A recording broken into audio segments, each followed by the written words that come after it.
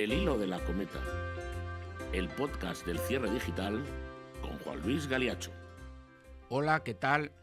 Buenas tardes, buenos días, buenas noches, según nos estén escuchando ustedes o viéndonos a través de nuestros canales de YouTube, Spotify, Podimo, o bien en Instagram o en X, o bueno, en todos los canales que nosotros tenemos y, cómo no, en el cierredigital.com día tras día, minuto tras minuto. Aquí estamos en este podcast que se llama El hilo de la cometa, donde se cuenta lo que otros no se atreven a decir. Aquí, en el hilo de la cometa, en el cierre digital.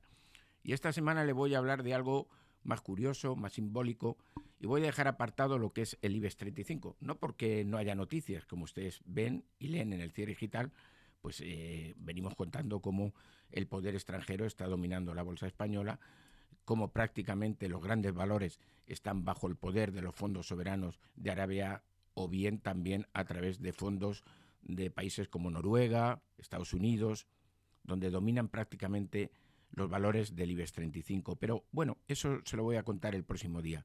Hoy, como les digo, voy en un tema más light, más de sociedad, pero que creo que es importante, ¿no? Sobre todo por el personaje del cual le voy a hablar, que es Isabel Preisler Arrastria, la reina de corazones, la mujer que durante muchísimos años ha marcado la crónica social española y que es portada de prácticamente todos los medios de comunicación, llámense rosa, amarillos o de papel salmón. Bueno, pues detrás de esta persona hay una vida distinta a la que nos han contado determinados medios de comunicación, quizá afines o proclives a contar la historia que Isabel quiere, pero bueno, no es esa la vida de Isabel Preisler, y hoy se la voy a contar aquí. Sobre todo porque hace ya años se me encargó un libro por parte de la esfera de los libros, este libro que ven ustedes aquí, que se llama Isabel y Miguel, 50 años de la historia de España. Es un libro ya que lleva ya 10 años editado y, por tanto, como comprenderán, no se trata de hacer ahora publicidad al libro, pero sí decirle que esa historia se ha contado. Y que la gente quiera seguir contando la historia de Isabel, pues me parece fatal, porque la historia de Isabel se cuenta aquí, en este libro, y es totalmente contraria a la que nos están vendiendo, ¿no? En principio por la edad que tiene Isabel Preisler, que estamos acostumbrados a leer Isabel cumple 71, Isabel cumple 72, Isabel cumple 73. Pero bueno, es que esa no es la edad de Isabel. El pasado domingo, todos los medios de comunicación españoles abrían Isabel Preisler cumple 73 años, cumpleaños de Isabel Preisler. Mentira. Isabel Preisler no tiene 73 años. Isabel Preisler tiene 74 años, un año más de lo que ella dice o aparece en su Wikipedia. Aquí tienen ustedes la prueba. Y que no haya problema ya más. Y que España entera se entere de la edad que tiene Isabel Preisler. Aquí tienen el documento exclusiva del cierre digital donde se marca cómo Isabel Preisler nació un 18 de febrero de 1950 en Manila. Aquí lo tienen. 18 de febrero 1950, es decir, 74 años, no 73 años como ha marcado toda la prensa española, como marca su Wikipedia y como Isabel Preisler sigue siendo condescendiente con esta fecha de su nacimiento. No, 74 años. Por favor, ya a partir de ahora, la prensa española, la prensa internacional, tiene aquí el documento. Aquí lo tienen. 74 años, 18 de febrero 1950. Mucha gente me pregunta, ¿y por qué se quita un año, no? Ya que se va a quitar, se quite más años, ¿no? Bueno, lo debería contar Isabel Preisler. Yo no soy Isabel Preisler para contárselo, pero sí puedo contar un poco por qué, ¿no? Lo que me comenta el entorno próximo a Isabel, ¿no? El por qué quitarse un año, ¿no? Vamos a ver, Isabel Preisler llega aquí a España, llega en el año 69, y una de sus primeras vinculaciones se produce precisamente con Carmen Martínez Bordiú, el Palacio del Pardo. Ahora les contaré el porqué, pero luego se hace muy amiga de Carmencita, de Carmen Martínez Bordiú, cuando coinciden viviendo en el mismo edificio en la plaza de San Francisco de Sales, donde vivía también Julio Iglesias con Isabel, y arriba vivía Carmen con el fallecido duque de Cádiz, ¿no? Alfonso de Borbón. Bueno, ahí se hacen muy, muy, muy amigas. Y entonces siempre Isabel decía, es que somos iguales, es que somos de la misma edad, es que somos del mismo año. Claro, Carmen Martínez Bordiú sí nació en 1951. Carmen sí nació en 1951. Isabel no. Isabel es un año mayor que Carmen. Pero claro, en aquel entonces es que somos iguales, es que somos del mismo año, es que somos de la misma quinta, por decir. Pues eso se ha quedado, se ha quedado y se ha quedado. Y no es así. Isabel Preisler es un año mayor que Carmen Martínez Bordiú. Y por tanto Isabel tiene 74 años. Bueno, la vida de Isabel que nos han vendido es una vida quizá diferente, ¿no?, a lo que sea. Isabel viene de una familia de clase media, de Filipinas, de Manila. Isabel estudia en un colegio de monjas, en las monjitas de la Asunción, en Manila.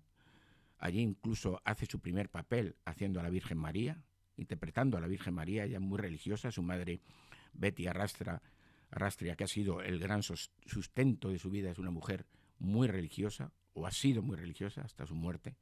De hecho, una de las tías de Isabel fue embajadora de Filipinas ante la Santa Sede. Bueno, pues Isabel tiene esa vida de colegio, bien, etcétera.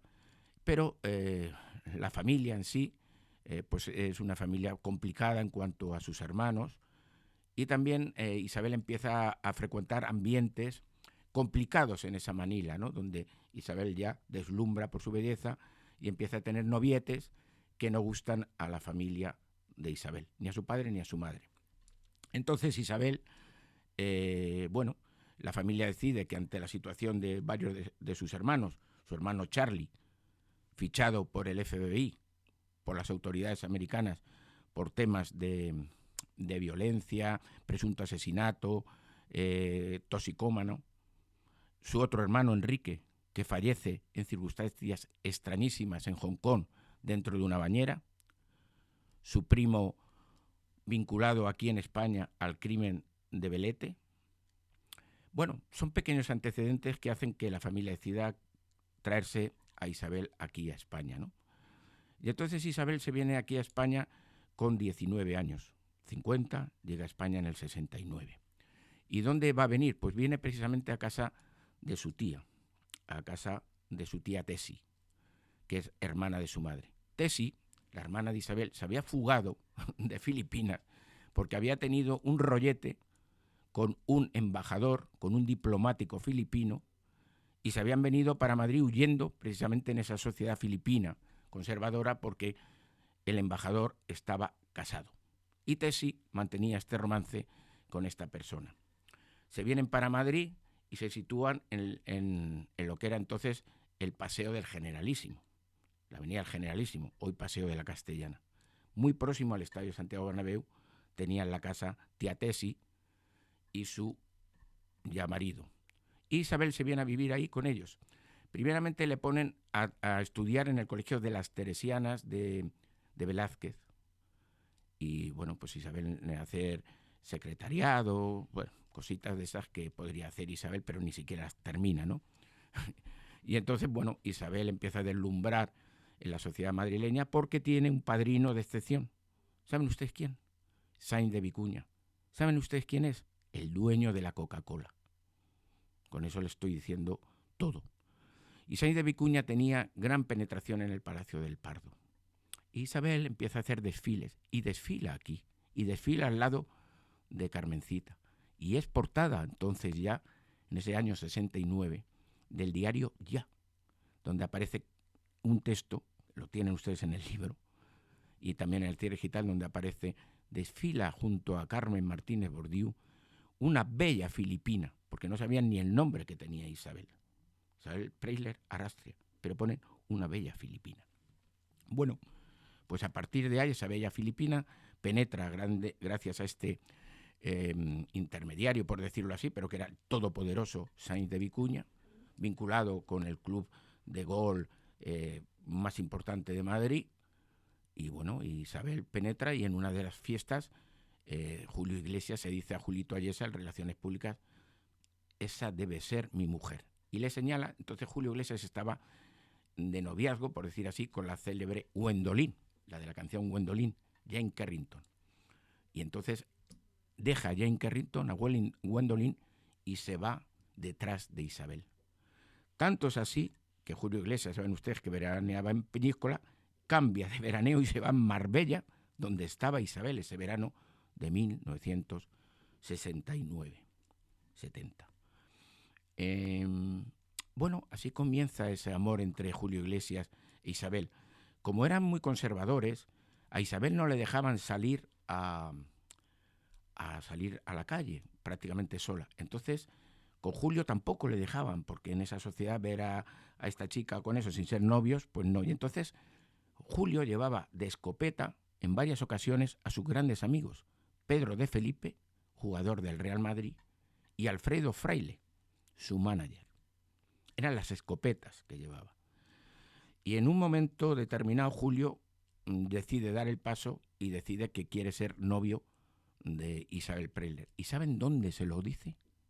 En un concierto de Juan Pardo, en la Gran Vía, en lo que era el Palacio de la Música. Eso está contado por Juan Pardo y contado en el Cierre Digital en viva voz de Juan Carlos. Fue en un concierto mío donde Julio le pidió noviazgo a Isabel Preisler. Y a partir de ahí comienza esa relación. Pero ¿qué ocurre? Que tienen un hijo, en este caso una hija, Chabelita, sin estar casados. Y se provoca un cisma brutal. ¿Qué hacemos? Isabel piensa en irse fuera de España. Isabel piensa tener a la niña.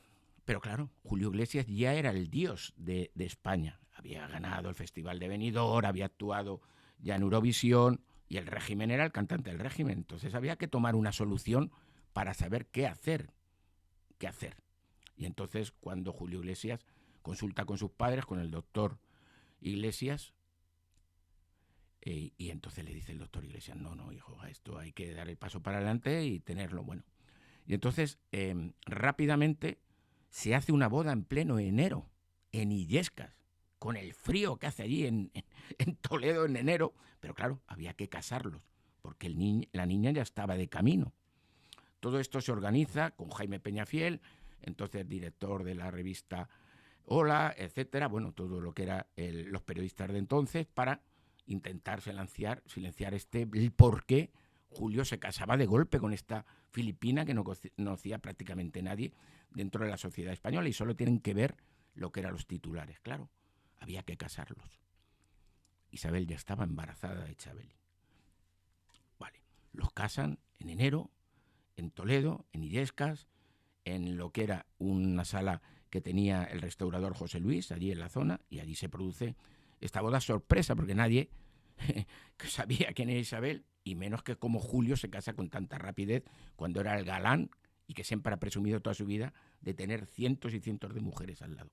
Pues esa es la cuestión, porque Isabel también le consulta a su madre Betty qué hacer, si irse, si abortar, no abortar, pero no, decide quedarse, y Julio también decide dar el paso. Bien, una vez que ya deciden casarse, hay que ver qué se hace con Chabelita en una sociedad dominada por el régimen de Franco, con las discográficas, con Julio Iglesias de cantante del régimen, con cantante de España. ¿Qué hacemos? ¿Cómo va a ser que Julio va a tener un hijo antes de casarse en esa España de entonces? No, entonces, ¿qué se hace? Se decide sacar a Isabel Preisler fuera de España y se la envía a Estoril a dar a luz a Chabelita. Y Isabel se va a dar a luz a Estoril, y ahí sí que está el doctor Iglesias Pulla ayudándole a Isabel en Estoril. Julio, mientras tanto, estaba de gira. En concreto, el día en que nace Chabelita, Julio Iglesias estaba en Albacete, cantando en el Gran Pabellón de Albacete. Claro, entonces no había teléfonos, no había desplazamientos rápidos, y Julio tardó 2 días en llegar a Estoril a ver a Chabelita, a su hija. ¿Qué ocurre? El régimen tenía que dar el por qué Isabel estaba en Portugal y por qué se produce. Entonces sacan una noticia diciendo que le ha dado un cólico nefrítico y tal, y que rápidamente ha tenido que dar a luz, y que se trata de una persona 7mesina, etcétera, etcétera, etcétera, ¿no? Intentando justificar el por qué se produce ese embarazo y ese nacimiento de Chabelita, que había nacido antes de casarse. Bueno, pues esa es parte de esta vida de Isabel Preller que se desconoce. Posteriormente, Isabel sigue a Julio con toda su gira con Chabelita al hombro por México, con caminos terribles, baches, etcétera, pero siempre está con él. Lo cuenta muy bien su representante, ¿no? El representante de Julio Iglesias toda la vida, Alfredo Fraile, en uno de sus libros. Pero luego ya viene aquí a España y Julio siempre ha sido muy celoso. Y siempre pues tenía a Isabel muy pillada. No quería que Isabel... Claro, porque la belleza de Isabel es que deslumbraba. Entonces el otro, que era celoso, pues no quería. Tanto es así, le voy a contar otra anécdota, que en el Palacio del Pardo, cuando iba Julio y la acompañaba Isabel, llegaron los de France Press y le dijeron, Isabel, queremos hacerte una entrevista. Y Julio se negó. No, le dijo, no, de eso nada, tú no. Y le dijo, pues un día voy a ser más importante que tú, le dijo Isabel. Y cuando se separaron, se lo recordó, te lo dije, voy a ser más importante que tú. Y a partir de ahí, Julio siguió sus giras, etcétera. Vivían en San Francisco de Sales, aquí en Madrid, cerca de la Universitaria, y arriba vivía Carmencita con el duque de Cádiz, que también tiene una relación, vamos a llamarlo, abierta o distante. Cuando habían venido de la Embajada de Suecia, se instalan en San Francisco de Sales. E Isabel tenía ahí también el piso porque se lo había comprado el doctor Iglesias Puga a Julio Iglesias y se lo había dado. Bien, bueno, pues Isabel y Carmencita empiezan a ser amigas. Cuando Julio está por ahí, pues Carmencita dice, mira Isabel, déjate de tonterías, y empieza a vivir la vida. Y Isabel empieza a vivir la vida, después de tener a sus dos hijos, a Julio, José y a Enrique. Y Isabel se va con Carmencita a Nueva York, a Londres, a hacer todo lo que quiere. Y Julio, cuando se da cuenta, es cuando intenta recoger velas, porque Isabel le pilla ya en un hotel de Madrid en una infidelidad. Y a partir de ahí es cuando dije, clac. Pero Julio va a la madre de Isabel y le pide, por favor, ayúdame Betty, porque Julio se va muy bien con la madre de Isabel. Betty. Tanto es así que en uno de sus conciertos en Filipinas, en Manila, va a ver a Betty para que Betty le eche una mano para volver con Isabel. Pero ahí ya Isabel dice, tururú, ya no. Isabel ya había empezado también una relación de amistad con el marqués de Griñón, con Carlos Falcó, que lo conoce en un estreno privado de la película de John Travolta, Fiebre de sábado noche. ¿Y saben dónde? En una sala que tenía Sáenz de Acuña, el hermano de Teddy. ¿Vale? Todo queda, todo cuadra, todos con todos. Pero les cuento ya la última, porque si no ya me extendería contándoles toda la vida de Isabel después de ese matrimonio con Carlos Falcó, Miguel Boyer. ¡Buah! Podríamos contar historias. Pero resumiéndome al periodo de Julio Iglesias, bueno, pues cuando Isabel le dice, hasta aquí hemos llegado, no, yo ya no vuelvo porque ya no quiero volver contigo.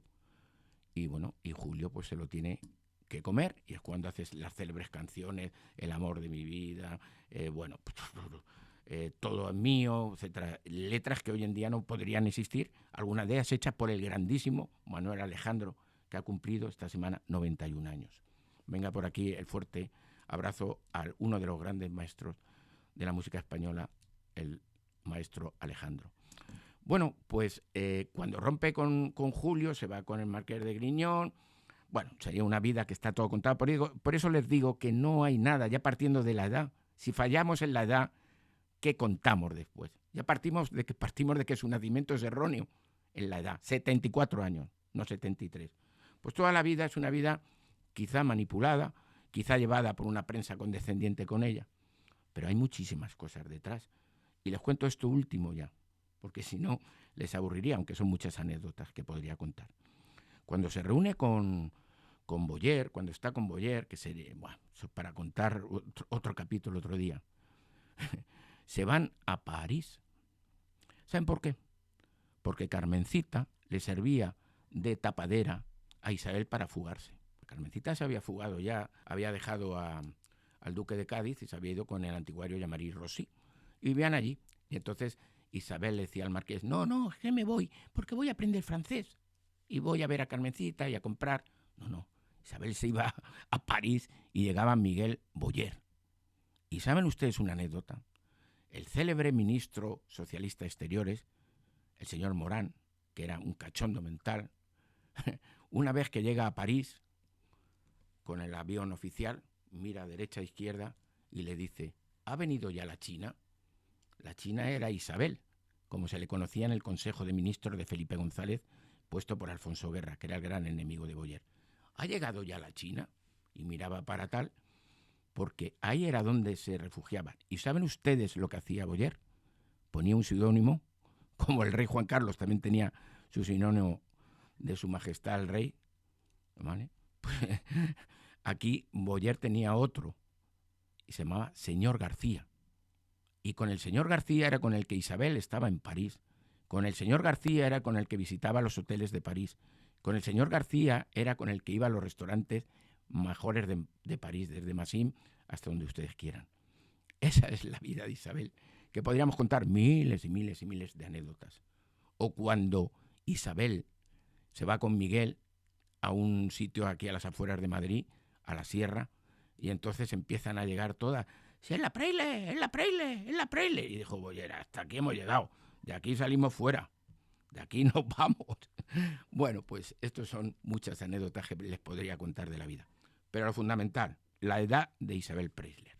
Por favor, que lo sepa ya toda España. Aquí tienen el documento. Febrero 1950. No 51. Y si no soy tonto, del 50 al 2024 van 74 años.